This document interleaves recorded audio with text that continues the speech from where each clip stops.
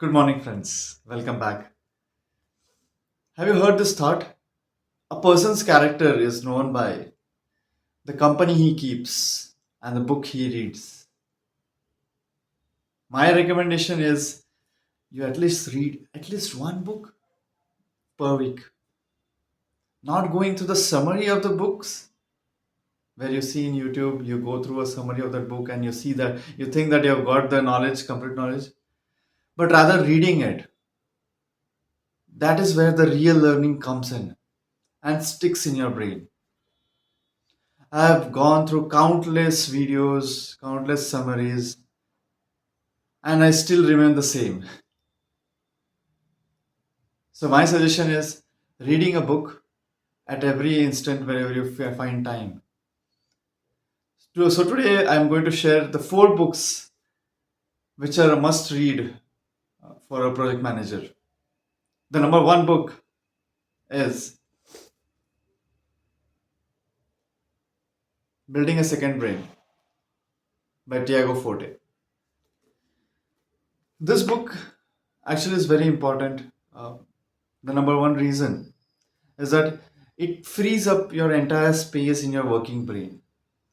The entire objective is, as a project manager, you need to work on multiple aspects throughout the project.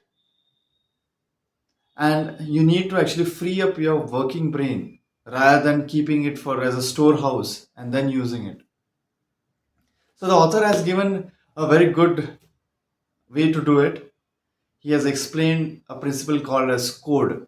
Yes, you're right. CODE, code. C stands for capture. So you need to capture the data, whatever you are capturing across, with respect to your field, with respect to your project. Next is organize. O means organize. And this is the crux of the entire book, like how you need to organize your data. Because this is the most important point where you're going to use for the next two steps. And he has given a beautiful formula of para. I would like you to go check the book, read about it, and you'll try to understand deeper about this para aspect. So coming back, so in the code we have seen about C, capture, O for organize, D for distill. You need to distill the amount of information which you need to keep. It's not that I read a complete book and I keep every single aspect of that book. You need to distill it down to maybe 20 points, 30 points, 50 points, whatever sticks to your brain.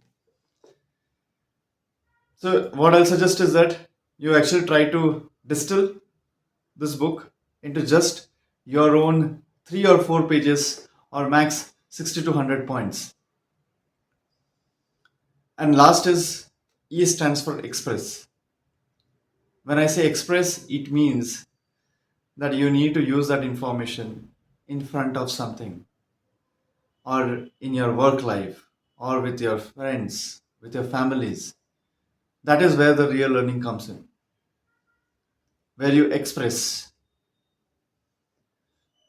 So go check this book out and it will really help you to develop a second brain. The second book which I want to recommend is The Leader Who Had No Title. This is a wonderful book. It teaches you that you can lead at any position. You can be a sweeper, you can be a clerk, you can be anyone, and you can lead at that position. Now, this book has is a conversation between two people. One is Blake, and this other person is called as Tommy. Blake is a person who is stuck in his life. He doesn't know what to do, and Tommy is a well-established mentor. He comes in and he teaches four leadership lessons to Blake. Number one lesson is basically image. This image is basically creating as a person your image as a leader. He has divided into multiple aspects of this image. I stands for something, inspire, M stands for other aspects. So go check this book out. You'll try to understand more deeper about this aspect.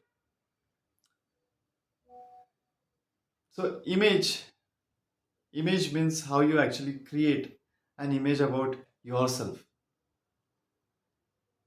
Image means how you are actually showcasing yourself in front of others. The second conversation which he teaches is spark. At your leadership position, you should spark. Again, this SPARK, it means something. The third leadership lesson which he has taught is being human. HUMAN. Yes, again, describe this into more details. And the last one, last conversation which he makes is shine, where you need to actually go beyond your current responsibilities. That is how he has explained in this leadership lessons. So anyone who wants to be a leader, and in project management, it has to be a mandatory skill. So kindly read this book. This will give you all the valuable insights and all the 4 points which I have mentioned to further understand, implement actionable steps in your life. Image, spark, human, shine. These are the 4 statements. Thank you. The third book which I want to recommend is Hyperfocus by Chris Bailey. This book is a really wonderful book for productivity. It actually focuses on focus. He has given two kind of concepts here. One is a scatter focus, and second one is the hyper focus. As project managers, we need to understand, we need to work on multiple aspects. We need to work on cross functional areas, on different domains. We need to work with the management and so on. So you need to have that scatter focus which should be there, where you are able to concentrate on each of the activities, whereas you also need to focus on one specific activities more in depth. That is where the hyper focus comes in picture. hyper focus Hyper focus is very important because you need to have very limited. Okay. And how do you do this hyper focus? You'll have a time boxed event where you actually work dedicatedly on one single task. You can use a Pomodoro cycle for doing this. That is on the hyper focus and scatter focus, where you need to assimilate different concepts of what you have learned, and you need to come out something new. That is where scatter focus comes into picture as well. So my high recommendation is to go through this book to further understand what does hyper focus mean, what does scatter focus mean, and how you can actually inculcate in your daily habits. The fourth book which I want to recommend is Do It Today. Do It Today by Darius Forex. The book has been written very wonderfully.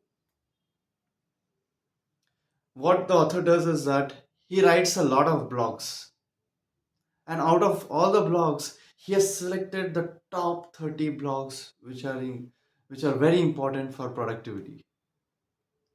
He has divided this book into 3 sections. First point is overcoming procrastination.